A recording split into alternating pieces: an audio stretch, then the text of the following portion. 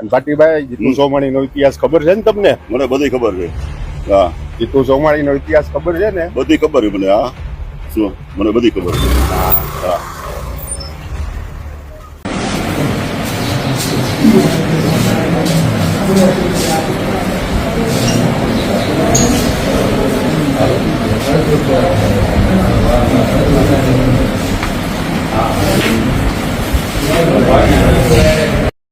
શું થયું ભટ્ટી કાકા? હું આજે છે ને 12 વાગ્યાની આડેગાડે લગભગ સફાઈ કર્મચારીઓ રહ્યા ને એના પ્રશ્નો માટે એના પ્રમુખ ને બધા આવ્યા હતા. એટલે હું નગરપાલિકાએ મને બોલાવ્યો. એટલે નગરપાલિકાની બારે બધા કર્મચારીઓ અને એના પ્રમુખ ને બધા આવ્યા હતા, સંઘના એના બધા. અને બધાનું એનો પ્રશ્ન શું છે અને એ પ્રશ્નોને એને બધાને ભાટી ટીવીમાં બધું એનું કવરેજ કરતો હતો એમ. એટલે બધા એના પોતપોતાના પ્રશ્નોની બધા કહેતા હતા એમ, અને હું કવરેજ કરતો હતો.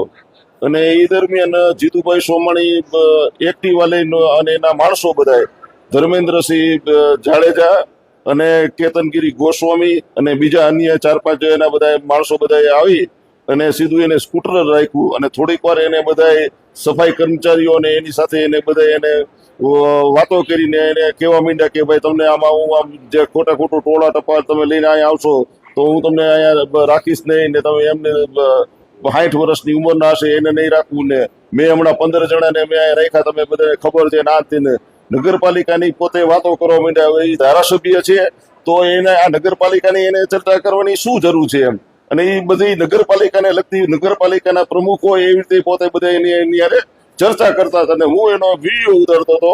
એટલે વિડીયો ઉતારતા એને ઓટોમેટિક એને મને શું થયું એને અને મને કે જીતુ સોમાણી શું છે એ તને ખબર છે ને? મને કે ભાટી. એટલે મેં કીધું હા મને ખબર છે. મેં કીધું હા. ફરી પાછું એને કીધું કે જીતુ સોમાણી શું છે એ ખબર છે ને તમને? એટલે મને કીધું હા મને ખબર છે.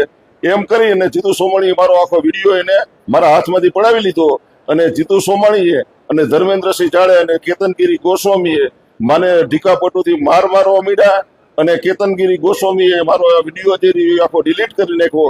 પણ મેં મારા ઓલામાં ડેટા બેગમાં હોય અને મેં પાછો એમાંથી મેં ફરી પાછો લઈ અને મેં આ તમે જે જોઈ રહ્યા છો દર્શક મિત્રો, જીતુ સોમાણી કેટલી નીચ કક્ષાનું કામ કરી રહ્યા છે. કારણ કે જીતુ સોમાણીના મેં અત્યારે જે બધા જે નગરપાલિકાના પ્રશ્નો જે છે, નગરપાલિકાની જે સાચી વાત છે, નગરપાલિકાના જે બધા પ્રશ્નો છે એ આજ ભાટી ટીવીના માધ્યમથી હું ઉતારું છું મિત્રો. આજે હું ખરેખર આજે હું તમને એટલું કહેવા માંગુ છું કે અત્યારે જે વાંકાનેરની અંદરમાં જે ચાલી રહ્યું છે ભાટી ટીવીના માધ્યમથી હું બતાવી રહ્યો છું મિત્રો.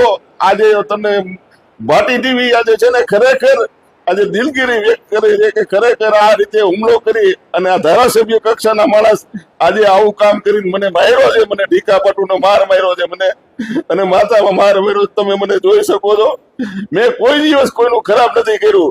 મેં સત્યને જ હું અને સત્ય હું હજી કહું છું કે હજી ભાટી ટીવી સત્ય બોલશે જ. હજી હું બોલવાનો જ છું એમ. મને કદાચ મારી નાખે ને તોય પણ હું બોલવાનો સત્ય હું હંમેશા બોલીશું અને સત્ય જ હું ઉજાગર કરું છું. અને વાંકાનેરની અંદરમાં 20 વર્ષ થયા જે આ ચાલી રહ્યું છે ને એનો આ બધા હવે બધા ખબર પડે છે પ્રજાને કે સાચી વાત શું છે. ભાટી ટીવી વાંકાનેરની અંદરમાં સત્ય વાત જાહેર કરી રહ્યું છે.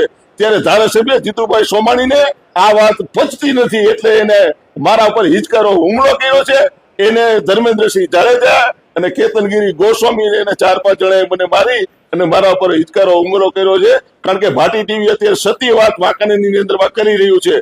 મેં કોઈ દિવસ કોઈની પાસેથી 5 પૈસા લીધા નથી.